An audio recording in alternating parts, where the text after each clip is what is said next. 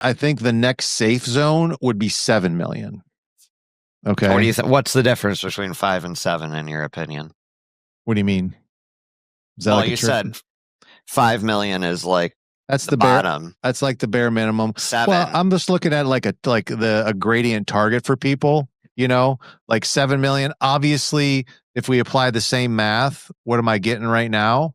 I'm looking at, about $350,000 of cash flow. Okay. And if I can kind of maintain my same burn rate as before, I just have a little bit bigger buffer and may have some more discretionary. My quality of life would just go up a little bit higher at that point in time. Yeah. You know what I mean? Yep. And I think that would be, which I think would be really important. Okay. For a lot of people. So I think 5 million is the base. If we can get to 7 million, I think it's even like an even more stable position, because then at $7 million, again, I'm probably going to have a mixture of, I'm going to have money in I'm going to have my real estate component. So let's say I have $2 or $3 million in real estate.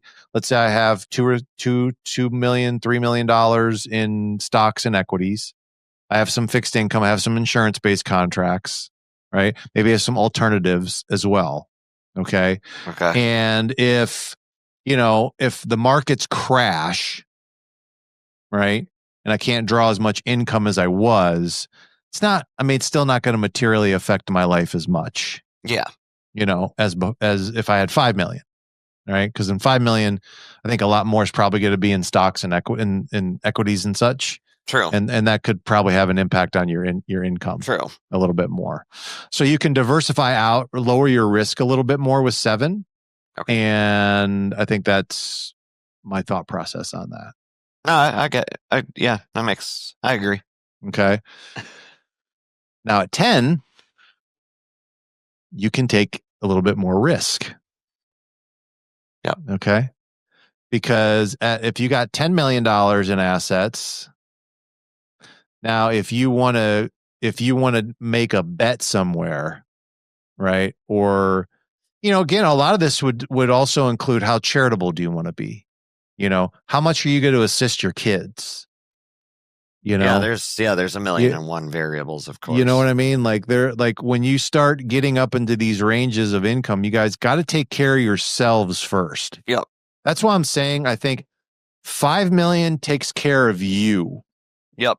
7 million takes care of you, and maybe you can help some other, maybe help the kids out a little bit more than what you would. 10 million, I think, allows you to be really charitable, help other family members and such, and still have more than enough to be able to, live a lifestyle that you would want to live, travel where you want to go, do all those things. Yeah. Continue to have financial freedom. Yes. Yeah.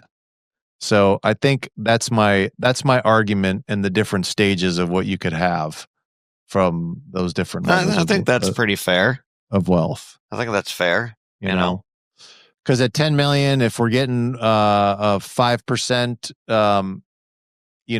a half rate, mil a year. It's a $500,000 a year. So it's like $40,000 a month. And I'll be honest with you, I have people doing that right now. Yeah, they're few and far between. I mean, I don't think most of I shouldn't say can't, but a lot of people, I don't think a lot of people even care to have that much, but there are clients who do. Yeah. No, there definitely are. I definitely have them, and they spend it.